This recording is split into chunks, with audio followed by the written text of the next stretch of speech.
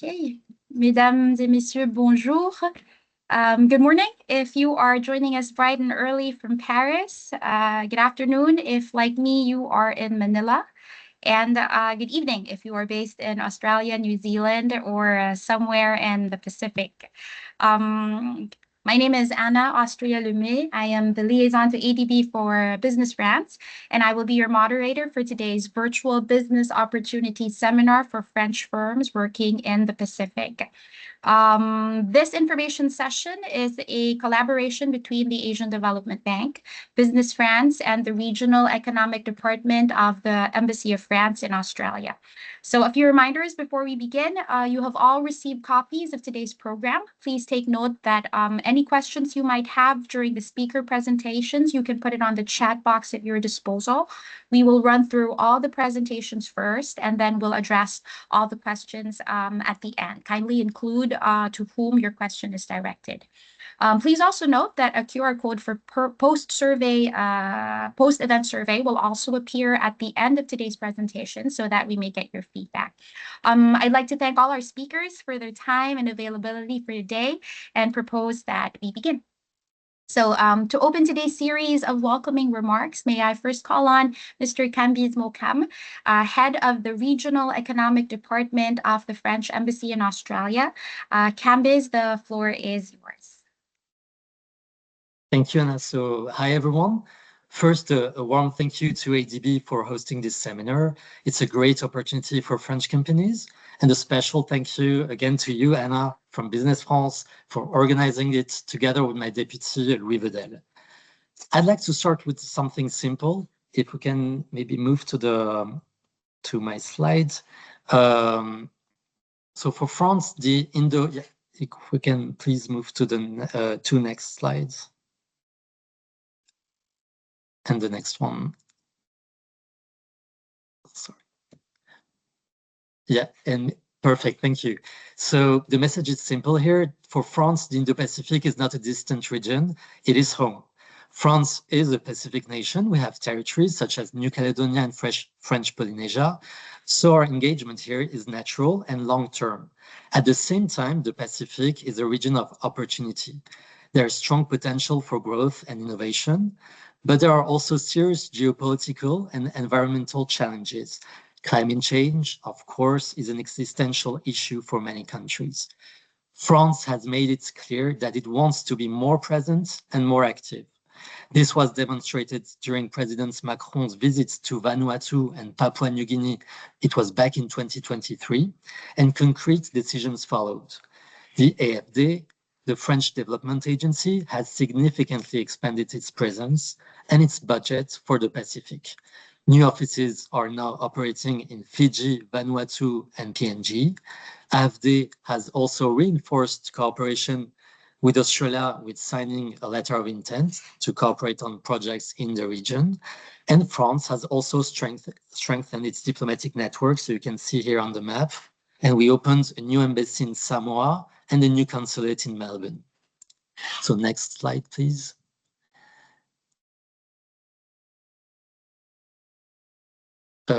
Yes, if we can move to the next slide, please. So the message here is that public action alone is not enough. We believe that French companies have an important role to play. Many of you here present today represent companies that are already quite active in Australia, New Zealand, Pacific Island countries, and of course, New Caledonia and French Polynesia. And French expertise is well recognized in sectors that are essential here: construction, water, energy, engineering, training, agriculture. You bring technical excellence. You also bring innovative and sustainable solutions, often developed in environments facing similar climate and geographic constraints, like in French Polynesia or New Caledonia. And the needs here in the Pacific are huge. You can see the IMF estimate on the slide, which gives you an idea. In some places, access to drinking water, electricity, connectivity is still not fully secured. Infrastructure demand is growing quickly, and adapting to climate change will require major long-term investments. And yet the region is very complex. It is geographically fragmented. There are many countries and many development partners. So for companies like you, frankly, it can be a bit of a challenge to have a clear overview of projects and financing opportunities. And as a result, we believe that French companies may not yet be fully capturing all the opportunities available. So this is where we think we can help. So we can move to the next and last slide, please. So at the Regional Economic Department, our role is to increase visibility. We aim to inform French companies about projects in the pipeline and connect them with the right partners. This is today's seminar effort. And as representatives of the French Treasury, we can also guide companies towards some financing tools provided by our ministry. So I've listed them on the slide, but these includes grants for feasibility studies, support for pilot projects, and sovereign and concessional loans for projects involving French expertise. These tools are quite practical, and they can make a real difference in getting projects off the ground. So now let me close with a brief message. If you are interested in doing more in the Pacific, please reach out to our team, and especially, again, with Adele, who is our best advocate for strengthening our engagement in the region. The Pacific faces significant challenges, but it's also a region of partnership and opportunity. France intends to be a reliable long-term partner, and we hope many of you will be part of that journey. Thanks again to ADB and Business France teams, and I look forward to the seminar today. Thank you. Thank you very much, Cambyse.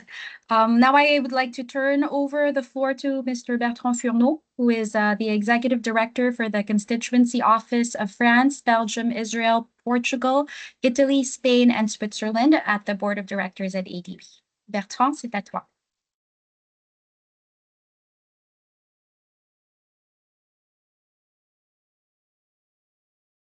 Your mic is off, Bertrand. Yes, sorry. Good afternoon. Thank you very much, Anna, for giving me the opportunity to present the field presence of ADB in the Pacific. As you said, I am one of the 12 board members of ADB, representing a group of non-regional countries. And at ADB, we make a distinction between our countries of operation, that are the regional countries, and the non-regional shareholders. We can move to the slide, please. No, we have to go before. Please go back to the second slide. Yes, second slide, please. Okay, so ADB has operation in 14 countries in the Pacific. Overall, we have 41 countries of operations. And of course, the size of this country is very different, as you know, from the largest one, Papua New Guinea, until the smallest country in terms of population, Niue. Next slide. So the field presence of ADB in the Pacific starts with a liaison and coordination office in Sydney, Australia. And this office has a strong focus on private sector operations. After that, we have a sub-regional office in Fiji, covering 5 countries of the eastern part of the Pacific region.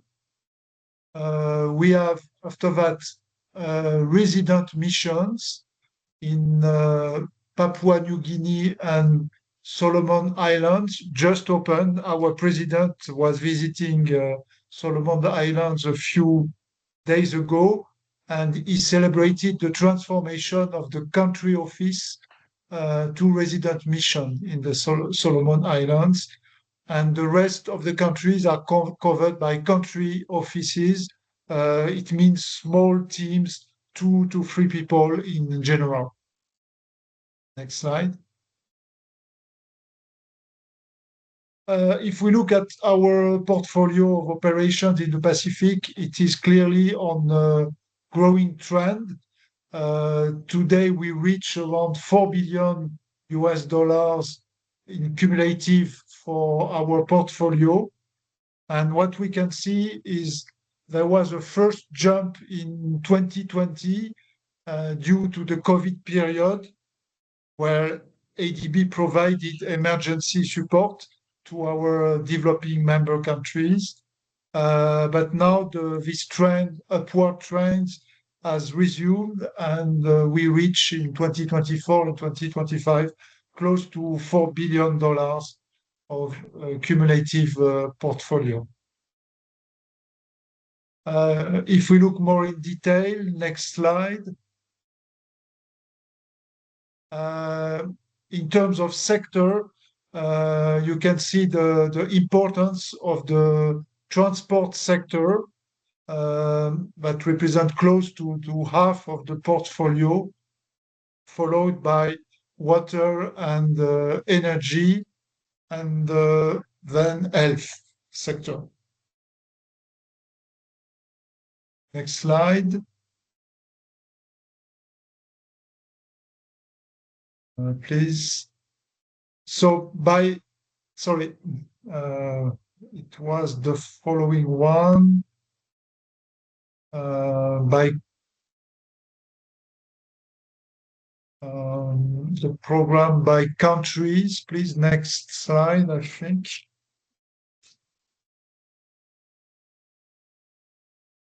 Can you go back? Yes, by country. So please go back to the countries. No. I think it's the one with the DMCs, Yes, Gerald. the following one. Just after this one. Nope. Next one, please. Yes, perfect.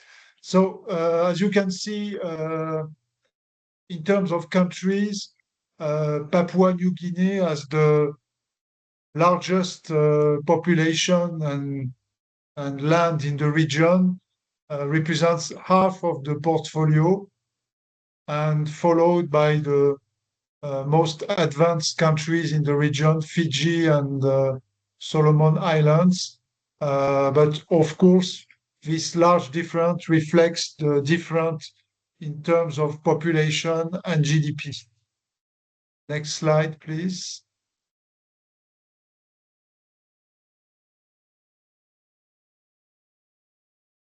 So if we look this time at the pipeline of projects and the program, so we continue to have a strong focus on the transport for the coming years, followed by the public sector management and the energy and health sectors. Next slide.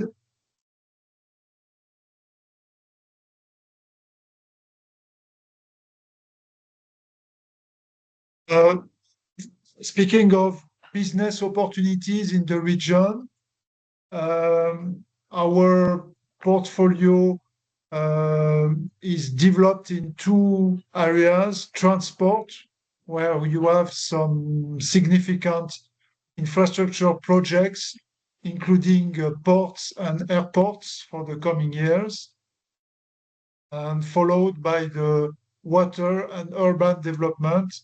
Some DMCs in the regions have strong need for both freshwater resources with desalination plants and also wastewater treatment and recycling.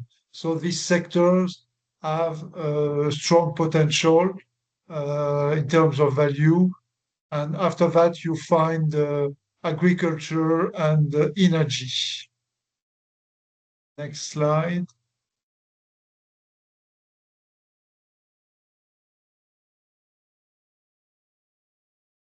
So this slide is a summing up of our active portfolio of loans, about 4 billion US dollars.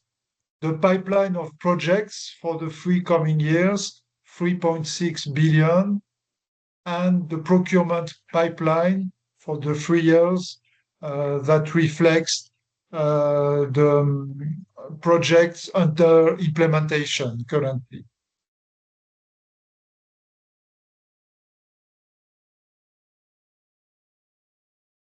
Thank you very much for your attention. I think it's a good timing for your companies to look at ADB portfolio and perspective. I recommend that you engage both with the sectors at ADB headquarters, but also make the connection with our field offices in the region. And as mentioned by Kambiz initially, we could have also in the coming years synergy between ADB and the French Development Agency, with a new presence of this agency in PNG, Fiji, and Vanuatu. Thank you very much. Merci beaucoup, Bertrand.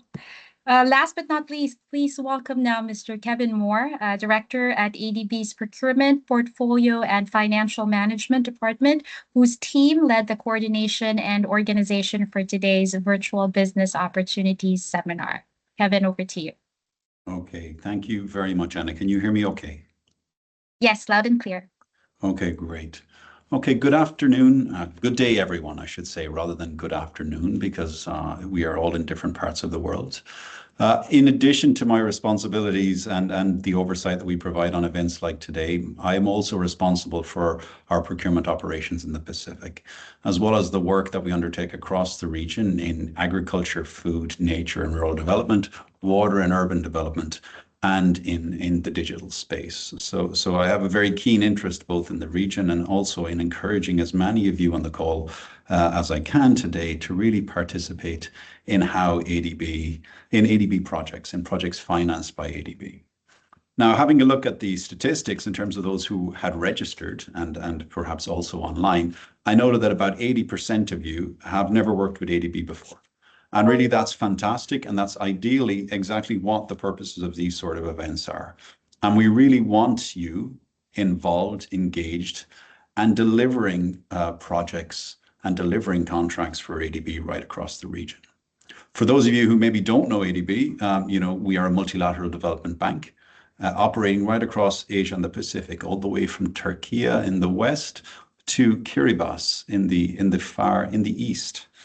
And we have 69 members, of which 50 are in the region, and of which, as Bertrand mentioned earlier, of 41 of which are borrowing members, and then 14 in the Pacific, right? We're one of the largest development partners in the Pacific, and we're working with governments, with the private sector, with our own partners, our own MDB and bilateral donors, but also with local communities to deliver transformative infrastructure and really achieve positive development outcomes from the region, despite all the challenges it faces, as Kambiz outlined in his opening remarks, right?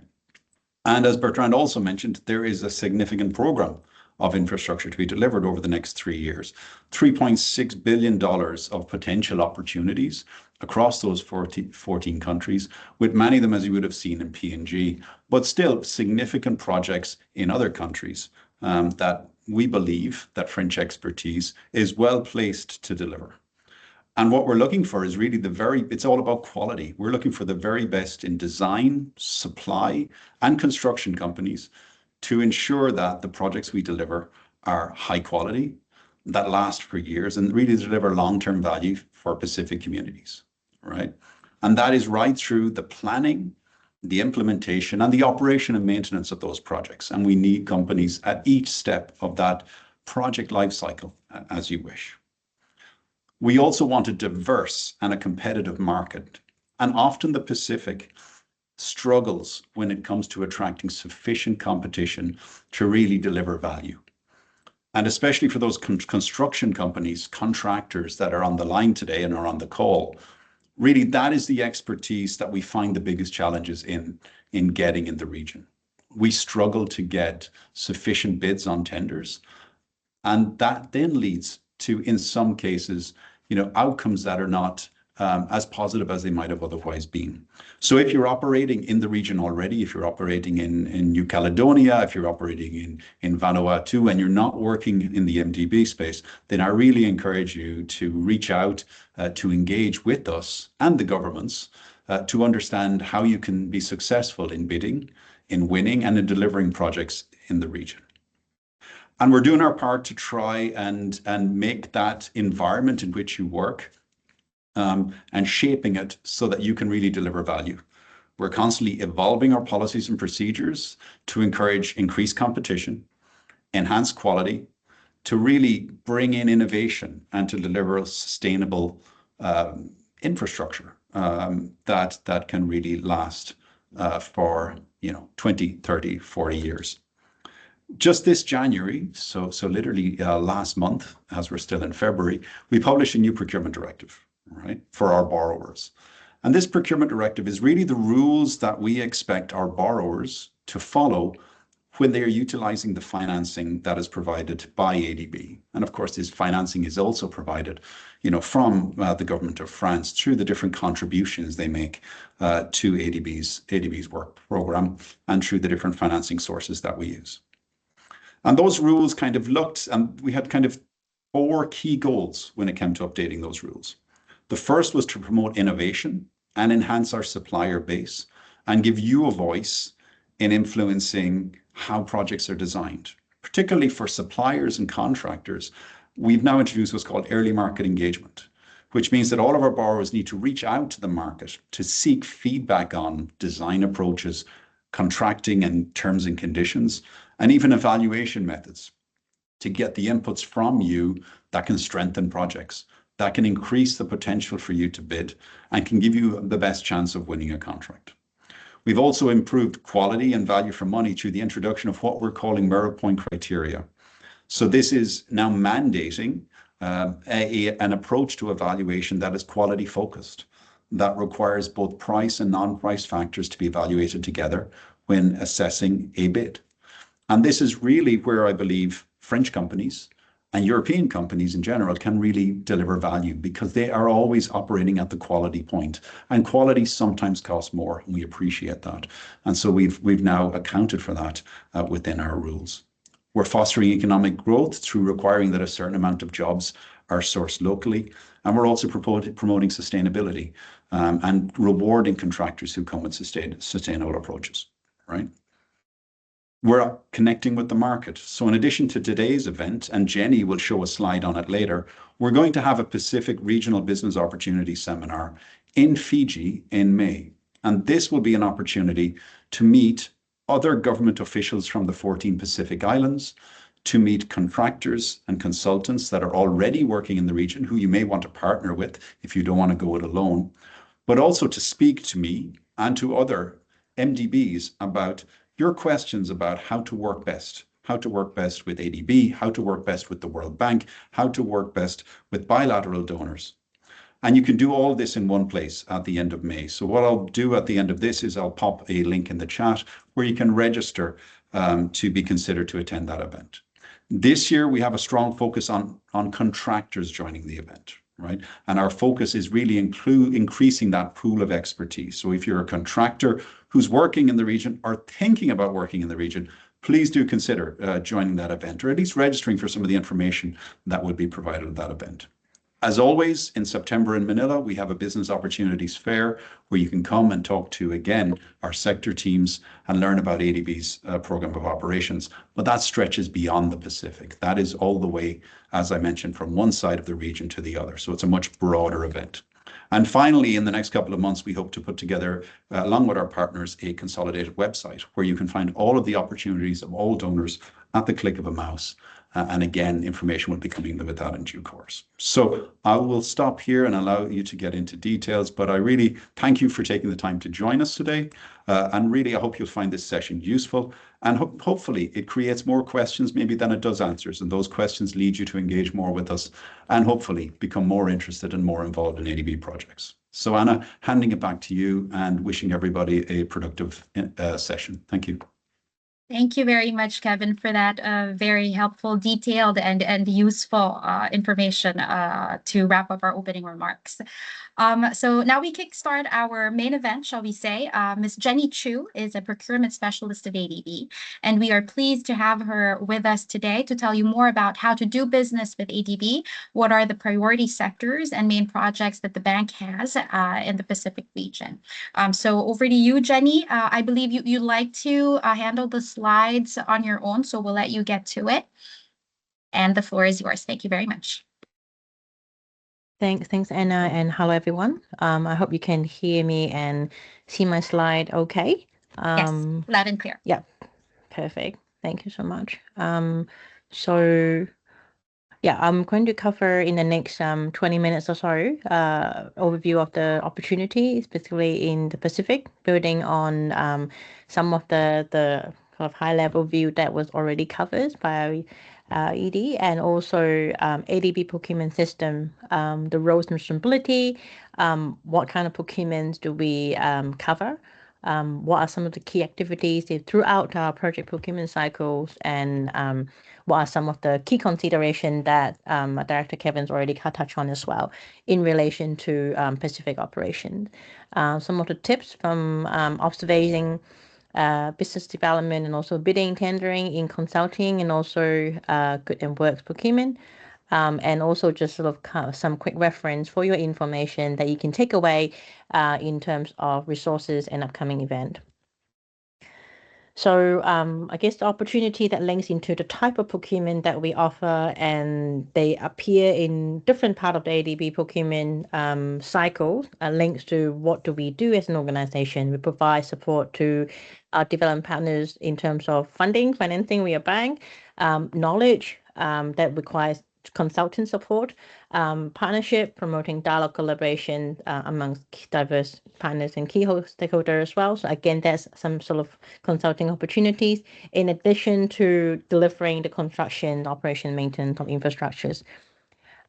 Why would you pursue ADB finance contract? There is the credibility of us as a multilateral development bank. The practice that the procurement process follows is aligned with international best practice, but also there is certain safeguardings around transparency, fairness, and integrity risk that is hard-coded into fundamental in ADB procurement process. So that is something that some of the company that think this is very important would find it particularly attractive and appealing.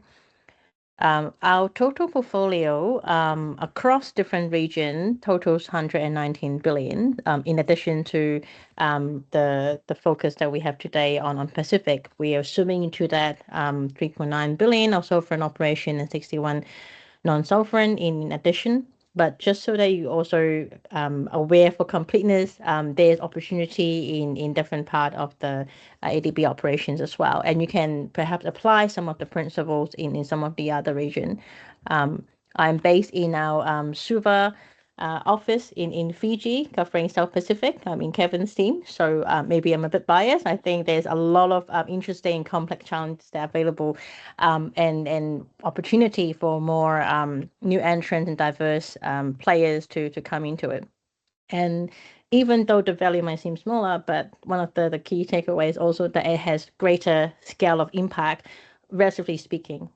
Because of the size and the market that you'll be working with as well. So we are going attached to this particular part of the slide, which I'm sure you will be share a copy, is an annex, which I would not go to line by line. Just draw your attention to these different figures that there's close to 4 million active portfolio, and you touch on some of the key sectors and in countries. There is 3.6 billion that is coming in the pipeline, and some of that you can find information in the website that Kevin just mentioned. And there is procurement pipeline that is close to about 900 million. And you will find some of the details in the annex part of this presentation. So the key particular growing sectors, dominating sectors in the Pacific active portfolios are transport, water, and energy. But there is new emerging opportunity growing very fast also in health, education, agriculture, and natural resources like coastal protection, climate resilience sort of projects as well. And all of that is guided by measure to ensure quality outcome. But also we also see some of the project has combination of these different sectors together across different components. Here's also a slide that you see before in terms of some of the key focus area in each of the particular sectors that is in Pacific, and you will see them translated into these slide of pipeline across the next few years, 2026, 2027, and 2028. For the interest of time, I will not go through them line by line, but they are there for your information, and you can see the nature of the project, the scale, the amount, in that sort of more detailed level. Okay, my next slide is around ADB procurement system. So ADB procurement framework is guided by our policy. That illustrate how the procurement process can adhere to the key principles of economy, efficient, fairness, transparency, quality, and value for money. And that overlay with a set of key principles that the head of state from Pacific Island countries endorsed. That's called Pacific Quality Infrastructure Principle. There will be a slide on that later. So there's some shared common principles in there as well. And as Kevin mentioned, also since January this year, we've released a new procurement directive that illustrate and provide further guidance on how this policy is to be implemented by the procuring entity. And on that point, I just want to maybe highlight around the rule that ADB is a financier, and most of the procurement, especially around construction works and goods supply, it is the government of the Pacific Island country in the context of Pacific region that they are the procuring entity. So the process will be run by them with oversight by ADB to ensure that it adhere to the policy, the directive that is live up to those principles, with the exception of the upfront sort of consultant service work, which lead on to sort of the what kind of procurement you will see is available in ADB operation. So ADB will hire consultant, be it individual or firm, to support some of the processing preparations of project, things like feasibility study, field survey, stakeholder consultation, etc. So those ADB administered consultant services will be funded by Grant Core Technical Assistant, and you can find it on CMS. Then once the project or loan to grant is approved, the financing is approved to the government, then the government, which is the EA, executive agency, typically Ministry of Finance, but also aligned ministry like Ministry of Infrastructure, Water Authority, Road Authority, etc. So they will become the agency that runs the procurement process in accordance to the plan approach that the project subscribed to, endorsed by ADB. Then the other category is provisions of goods and equipment that include advanced medical equipment that we see in some of the health project emerging in the Pacific. There's a few hospital projects that's coming up. There was a lot of vaccine that was procured over COVID time, and then in terms of work, there's different kind of construction work, aviation, runway, wastewater treatment plant, school, hospital, bridges, you name it. And then there is non-consulting services as well that covers services that is not quite consulting in nature, things like maybe some of the IT services or surveying work, etc. So those are the different type of ADB procurement type, and then based on each of these type, there will be corresponding guidance and also template for them. All of them are available in the ADB operation procurement site. You can find them just by Googling it. Hopefully it'll take you to that page, and all of the related information is also available there. So how do these get mapped over the ADB project procurement cycle, and what are some of the key stages that you can plan towards when you access pipeline information, procurement plan information?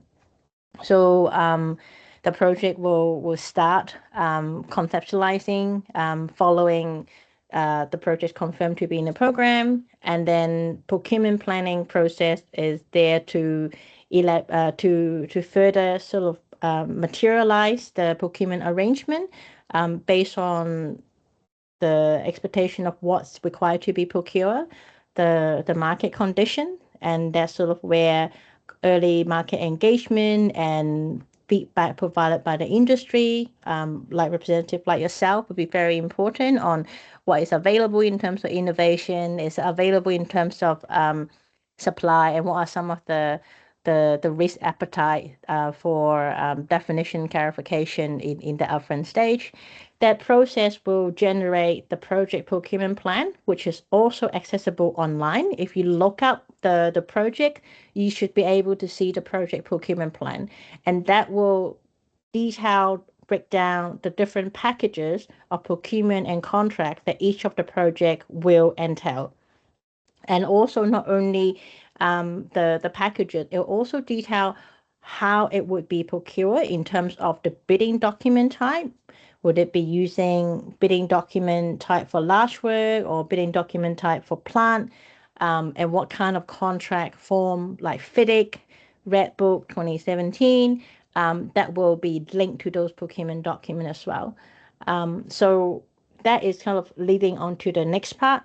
Based on the project level procurement plan that detail the procurement arrangement for all of the packages, then each of those transaction procurement will follow by bidding, bid evaluation, contract award, implementation, and project delivery, and a sort of feedback to the next round of programming.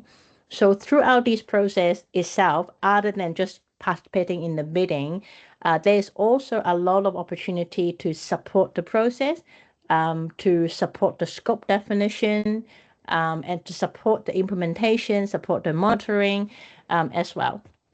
So really suggest you to have a look at the project procurement plan of the project that you want to follow, and put some resource towards business development for. Now, some of the key consideration that you might want to also look into further is around the how. So the procurement planning and procurement development strategy is guided by the strategic procurement planning process that is mandatory for ADB finance project. And also as part of that process, there is a new requirement to engage with the market early upfront, and we are seeing a lot of good benefit from that already, especially given the market condition in the Pacific. So you should be able to see and subscribe to some of these events through the various Pacific infrastructure business opportunity channels, through your commerce chambers, through business front. Those are the agency that we share information to as well. So we encourage you to participate in those events on a project level as well as this regional level event. Now on the how in relation to evaluation, Kevin touched on the new requirement that was released in last month on the use of merit point criteria for all of the internationally advertised civil work contract. And that is something that is actually not new to the Pacific. That's something that has been used over the past few years already in quite a lot of the of the contracts already, and this is further reinforced by this policy. So the procuring entity in the Pacific is also increasingly becomes aware of and accustomed to this the use of this evaluation method to reward quality related competitive advantage, reward consideration around sustainability, local participation, and how opportunity can be shared and passed on beyond the asset, but develop the local industry as well. So in regard to that, up to 25% of the technical weighting for the technical score component of the merit point criteria regime can be used for sustainable procurement criteria. It might be things like waste minimization. It can be something to do with local participation. That can be up to 15% of that. And you might also see linking a reference to built for skills, which is also something that we see and we understand is important. Based on the specific quality infrastructure principles that I've alluded to. These principles was signed up to by, I think, 13 head of state in the Pacific in end of 2023 as what they regard as important. And one of that is specifically on local content. So we hear from the government that they really want to find ways to ensure that the benefit of the infrastructure is not just the tangible physical asset, but it's leaving some sort of lasting legacy and opportunity to the local community and industry as well. And hence that Build for Skills initiative is something that we see also increasingly being adopted across different projects. So what is Build for Skill? Build for Skill is simply introducing traineeship requirement for the contractors to supervise trainees from local TVET institution on site over a period of 6 to 12 months, and then to provide them with some more hands-on experience. Now, tips for business development and bidding. Just maybe a couple of points on approaching supply contract opportunities. It is really important to understand the local context and background to the project. Ensure compliance with the qualification requirement, and make use of the clarification window in the process to tease out anything that is unclear, rather than putting in as conditional bid. If you put it in conditional bid, it's likely to be rejected because it's not compliant with the requirements of the bidding document.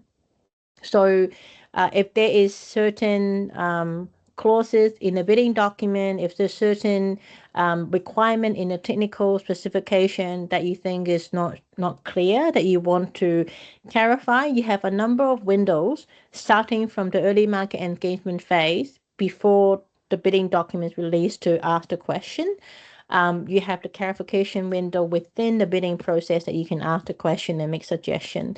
Really make use of that rather than just make assumption and assume that would be compliant. And also do your due diligence around the legal and regulatory requirement in the country, such as requirement for business registration, how do you handle tax, insurance and bank account. Those are some of the things that it's good to do the diligence upfront when you are entering to that bidding process.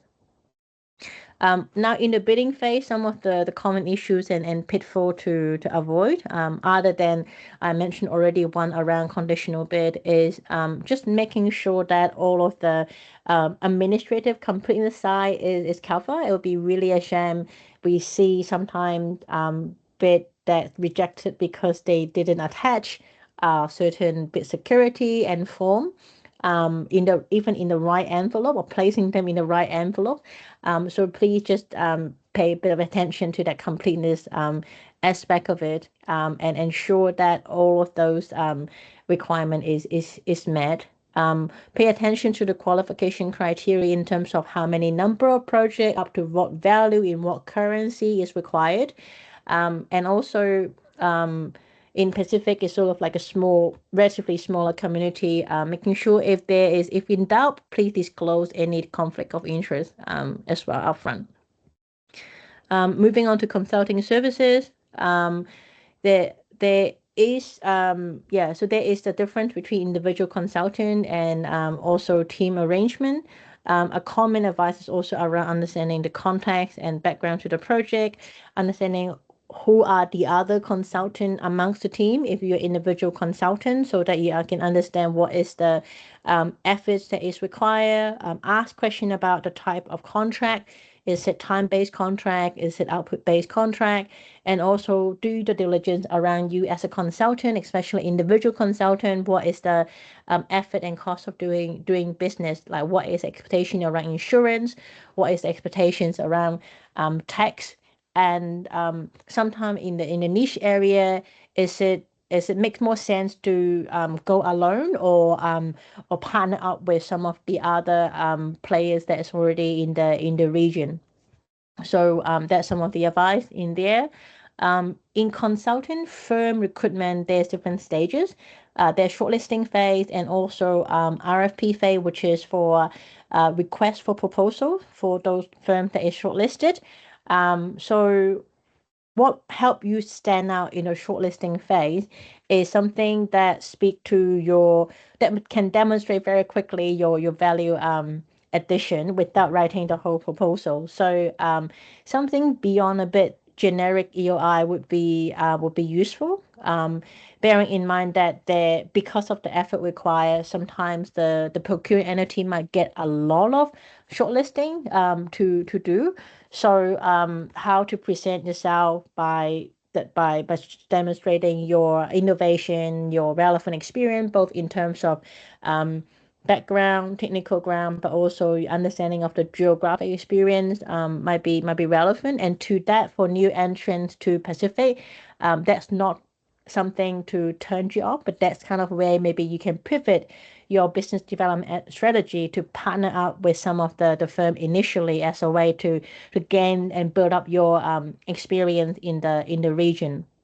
And same goes with local presence as well. By partnering with some of the local players, it will help you as a team gain points.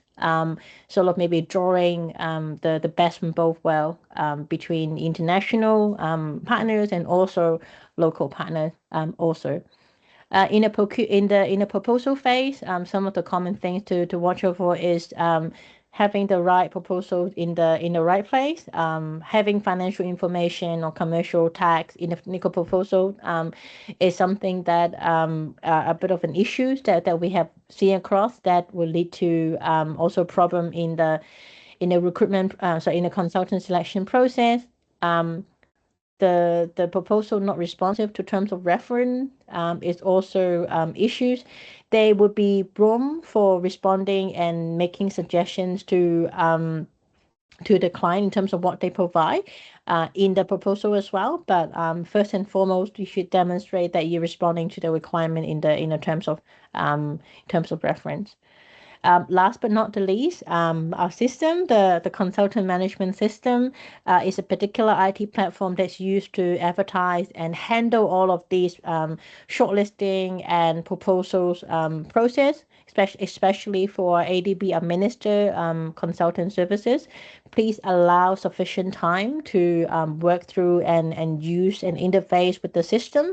You don't want to leave everything to the last minute, just to increase the level of stress that's on your side and miss out, unfortunately. So allowing sufficient time and make use of the email address available there for any IT queries. Before I move on to the resourcing part, I'll finish up with maybe some pointers around partnership strategy for the region as well, that we see is that different company approach it differently, but they seem to be some successful strategy. Do targeted market research rather than cover everything, like really focus on a particular sectors or country and spend time visiting, tapping into the resource of agency that's already in the country, As mentioned, we have offices in different part of the region, and we welcome business to come and drop in and visit our team here. And there's other institutions like Trade Commission. There is Invest Fiji, for example, in Fiji, where they already have a lot of this information put together to support new business coming in to do business activities or setting up a branch. So you can make use of those institution intelligence, just as identifying what is your targeted niche area, understanding what is your non-niche area, what do you not do is also important. Some of the assignments, some of the project or some of the nature of scope might be not suitable for you for your company at this point in time, and having that clarity is also important. Choosing the right entry strategy, going alone or going as a sub-consultant or subcontractors, or starting with sort of some consultancy and building up the relationship from there might be some of the different kind of strategy that you can adopt. And yeah, really make use of that windows to interact, to understand the client, the scope, the market, the requirement, and teasing out some of the requirement, because your insight is also valuable for the client as they work through that process as well. For that's kind of the intention of mandating and doing more of that early market engagement. Identifying credible local partners that will require spending time in the field to source them and identify who they are. And we hope that some of the events that we are organizing in collaboration with other development partners will be a platform for you to establish some of those partnership development. And I think last but not the least is that really demonstrating long-term commitment to the region is a long game, and things takes different phase to materialize. So coming in on for just a particular transaction might not generate the quick result that you're expecting.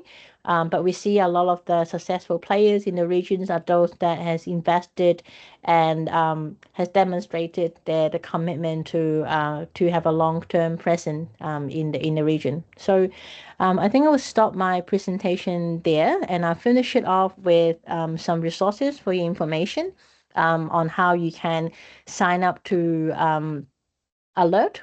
So on the right-hand side, there is the subscriber services in our ADB website for procurement notices. And this is where you can get notices for invitation for bid, for good and works. And that those are posted on adb.org as well for internationally advertised package. And for consulting services, please sign up to the ADB Consultant Management System.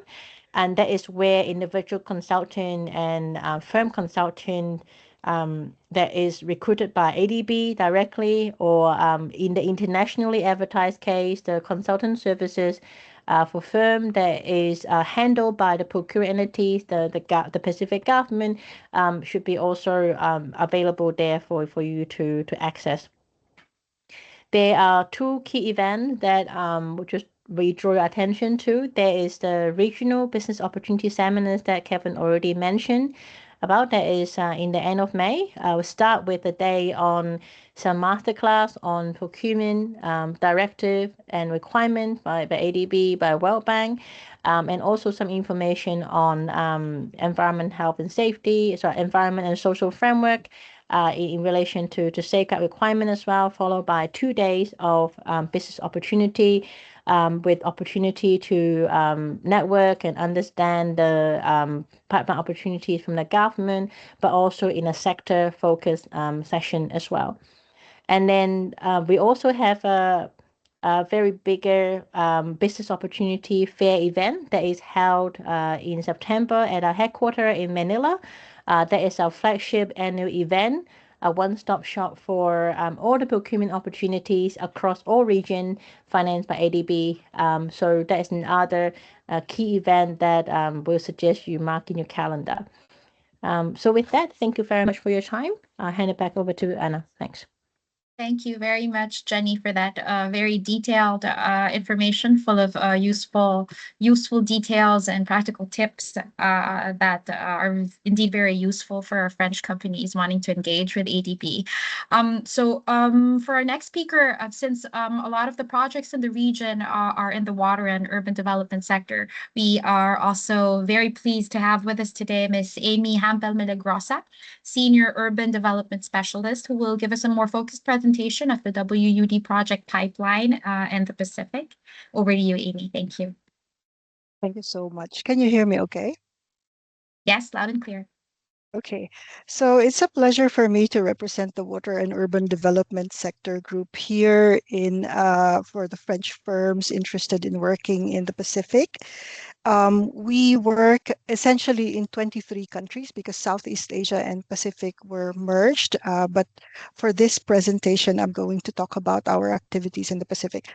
My role in the team is I actually support the processing and implementation of projects through TAs that I manage. I also process projects myself in the Solomon Islands, and I'm the focal for water and urban development in the Solomon Islands. Okay, next slide, please. I hope I won't take, I think I won't take that much time. So let me just give a brief overview on our Pacific portfolio. We have a total of 21 active projects, which totals to around almost 700 million. This includes all the project readiness financing grants that are ongoing. The largest portfolio is Fiji, comprising 32% of that amount, followed by Solomon Islands, which is 16% of that amount, and then Vanuatu, which is 11%. Next slide, please. So now that Jenny and Kevin gave you an idea how to win bids, I'm going to show you what kind of projects there are actually in the Pacific that we are planning in the pipeline so that you could plan your engagement. So for example, let me focus just on 2026 and 2027 in the interest of time. And then you may send your questions or ask your questions later on. So we do have 4 projects that are for approval this year. One is actually approved last week. That was the PNG, Urban Water Supply Sanitation Security Resilience Improvement Project, amounting to 60.9 million. At the end of this year, we are looking at the approval of the Cook Islands Climate Resilient Environmental Improvement for Community Sector Project. That is 15 million. And we're also looking at PRF for FSM, so project readiness financing, and then another one for Vanuatu. So please treat the projects as indicative. They may change, and we may be adding some projects, we may be removing projects, but at least we are quite sure for 2026, these are green lighted. So for 2027, we have really interesting projects. One is a regional Circular Pacific Regional Recycling Network project. So this is solid waste centric. We also have in Kiribati, Sustainable South Tara Water Supply Operations Facility. A big project is coming up in Samoa, the Samoa Water Security Improvement Project, which is around 40 million, and the Solomon Resilient Urban Services for Sustainable Tourism and Wetland Preservation, which is 30 million, which I am leading. So let me go to the next slide. So we have a lot of business opportunities. We are encouraging the firms to please be active in expressing your interest. So there's a range of activities that can be that you can participate in, that you can bid for. From design, construction, rehabilitation, O&M, operations and management, as well as capacity building. So first, for example, these examples, by the way, are for firms, but we do have opportunities supporting these activities also for individuals. So individual consultants through technical assistance. So for example, we have for Fiji, We have the recently approved in 2025 Healthy Oceans and Water Improvement Projects, where we have a large package for the Kinoya wastewater treatment plant, which is around 105 million US dollars. The advertisement for that will come out in the second half of this year. For Vanuatu, we also have several packages coming up, smaller but still significant amount. In beginning of towards the end of this quarter, as well as towards the rest of the year. So, for example, we have improvement of the water supply system and then the O&M of that. So 24 million plus 13.6 million. We also have sanitation facilities construction, the septic treatment plant, and construction of shelters. Next slide, please. For FSM, next slide, please. Yes, thank you. So for FSM, we have the Chuk Water Supply Sanitation Project, which was approved in 2023. We have a large package on the sewerage augmentation and rehabilitation. Also the well development and well consolidation, we have 2.8 million. In RMI, we have two packages, two project areas. One is in Majuro, the other one is in Ibay. In Majuro, we have the landfill site, the rehabilitation of the landfill site. We also have desal, so it's the construction of a water treatment plant, and upgrading of the reverse osmosis desal plant for 10.7 million, as well as the replacement or refurbishment of sewage pump stations. In Ibay, we are currently working on the upgrade of the existing landfill, and that will be for 4 million US dollars. And finally, for PNG, next slide, please.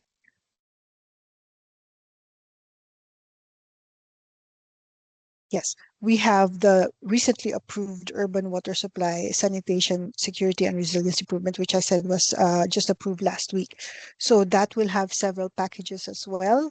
The rehabilitation of a reservoir, desludging of the sewage pond, and the upgrade of the Mount Iriyama water treatment plant. So those are the projects that we have at the moment. We will still have some more, but these are what I can with confidence say to the audience today. Jenny and Kevin already gave like some ideas on the tips and tricks that we could do. Let me share you my screen, just 2 minutes on. Sorry, you can see my screen? Yes. Yes. 2 minutes just for the firms and individuals that are here. So against the core procurement principles that were already, we are looking at quality and all of that. So against that, coming from the project management side, I'd like to give a little bit of insight on how to increase the chances of having a bid, having a proposal awarded coming from the project side. So Jenny and Kevin already said that they will have the flagship event on the Business Opportunities Fair, which is September or October. So please do attend that. This attendance here is also very useful because you get advanced notice on what is happening. And then second is, so when we attend those, for example, for my sector, the Water Urban Forum happens in May. We had a big one last year. I don't know if we're going to have another one this year, but do attend also the Water Urban Forum that we hold. Then when you are attending, for example, also here, we suggest to seek meetings with PTLs. Of course, in person is much better. You get to know the PTLs. We do that a lot during the Water Urban Forum, but as well as the Business Opportunities Fair. We schedule in-person meetings, both with individuals as well as with firms, because it puts a face into the into the names and into the firms, and that really helps. And you can also ask questions. So when you do in the meetings, feel free to ask questions. The project officer will know what what information they can divulge and what not. So please feel free to ask questions when you're meeting with PTLs or when you send them email. You ask questions because then you get a fuller understanding of what the project is about, and then you can strategically shape your proposal according to that information. And then going to submission of strategic EOIs, for example, as what I said earlier, in Luganville, for example, we have a water supply improvement project and a water supply system O&M. So it just makes sense actually to submit expressions of interest that would address those, right? Against the core procurement principles, against all that, it would be easier for the firm to mobilize in country if already they're handling one sector, one part of one package, and then the other package as well. It's simpler to mobilize, and it will be useful in terms of we will have benefits in terms of economies of scale. So submit strategic EOIs also for Ibay, for example, and Majuro. We have projects. These are two different islands, but it may be useful for the team to submit EOIs that is interrelated. So because it's easier for you to mobilize in country. So and the last is to seek feedback. So in case the proposal didn't push through, which would happen, in case it didn't get into the second stage or even awarded, you can seek feedback on why was the proposal not successful and what could have been done to make it more successful. Then it will help you understand how to improve the project in the future, the proposal in the future. Okay, so I think that's all from me. Thanks, Anna. I'll end my screen sharing now.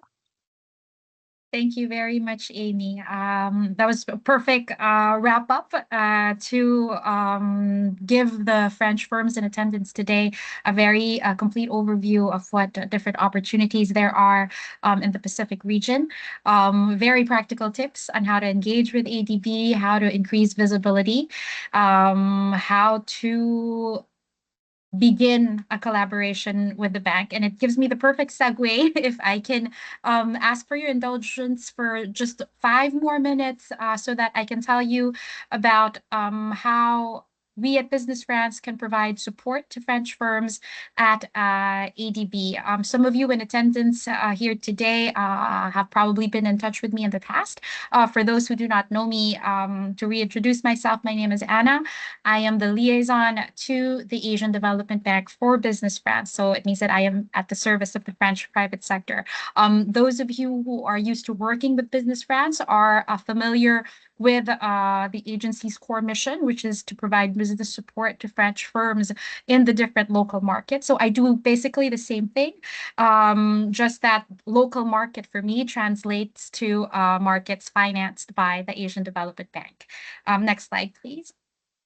So just to continue on that, please note that Business France has put at the disposal of the French private sector a liaison officer who can facilitate and be your interface with ADB. Gerald, can we go on to the next slide? I think there's a bit of a lag. Yes. Okay. So as I was saying, the main objective of my role is to help you improve your performance in your dealings with the bank by setting up this long-term support system so that I can be your dedicated resource to everything ADB related. So I act as interface between you, the bank, various stakeholders with regards to the projects that you target. Next slide, please. So the business support that we provide for French firms is tailor-made. So there's no one format fits, one size fits all, since we are aware that when firms contact us because they want to begin engagement with ADB, they come in having various levels of knowledge of the bank and its operations. They have different priorities. They have a different access to both time, manpower, and other skills. So I'm here to bridge the gap. I can provide project intelligence, support you in doing due diligence, organizing missions, be that in Manila, in Paris, or virtual collaboration for virtual events like this one today, so that you can meet with ADB officials, you can meet with local executing agencies, and also partners with the French government and the country through the networks of our embassies and also Business France offices across the region. I can help you develop strategic partnerships, be that private or institutional, and contribute overall to your ADB image building. So what form does this support take? So we have two basic formats. It can be in the form of long-term business support. So I have firms that I support on a long-term basis, 1 year, 2 years, 3 years, wherein I am, to put it simply, sort of like a doctor on call for everything ADB related. So you can contact me during this period to help you set up meetings, identify the right person to contact with regards to certain information, and the like. If a long-term business support format is not what you are seeking, this type of support can also take the form of one-time missions, either according to your own calendars or, as we often suggest, in line with existing events organized by ADB. So that brings us to the next slide. So in addition to the Pacific BOS that Jenny and Kevin mentioned a while ago, so here on this slide, you have a list of upcoming ADB events for 2026.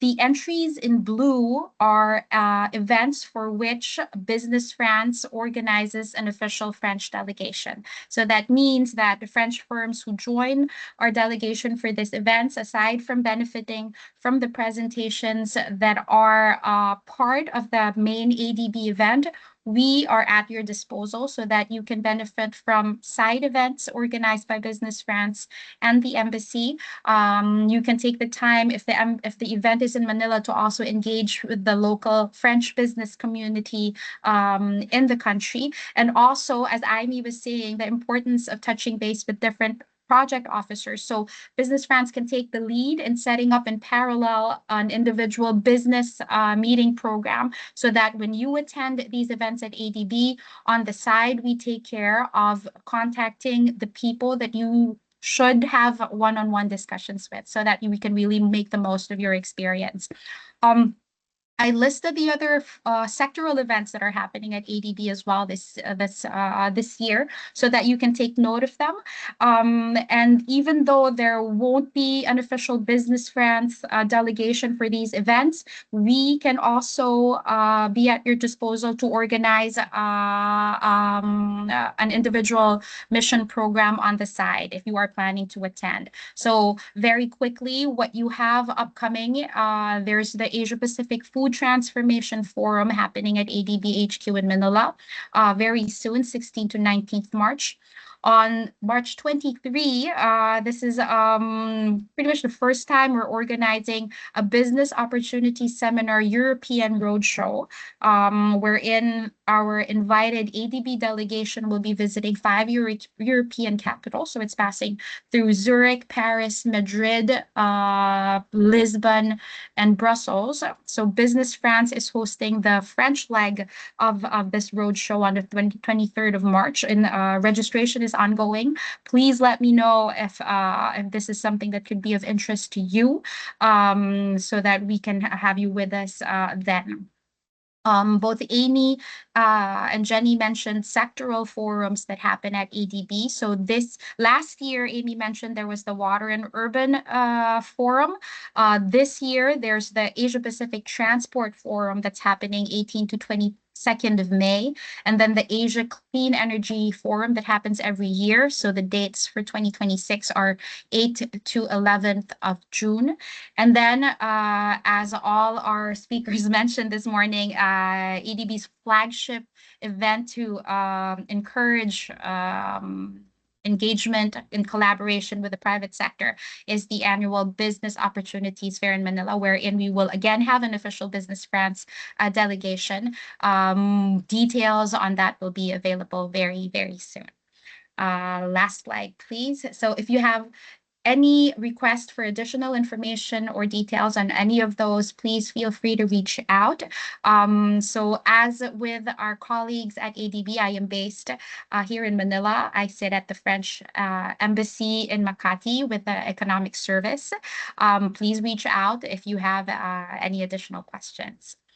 So with that, we wrap up the presentations for today's virtual business opportunity seminar for French firms in the Pacific. We are opening the floor to questions. If you have any at the moment, please feel free to use the chat box at your disposal, and I can read out the questions and direct them to any one of our speakers available today.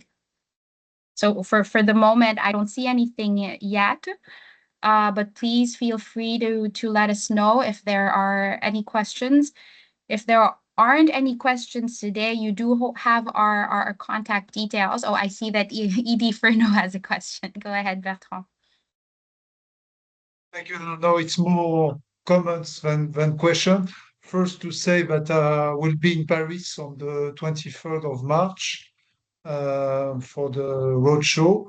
And also with my team, we will be present during the events in Manila, the Transport and Energy Forum and the Business Opportunity Fair. Yes. Regarding the particular challenging for managing projects in the Pacific, I would like to underline three points. The first one is the cost of raw materials in this region. When I visited Kiribati two years ago, I heard that the price of a cubic meter of concrete in Kiribati is 3 or 4 times the price of the same cubic meter in Australia.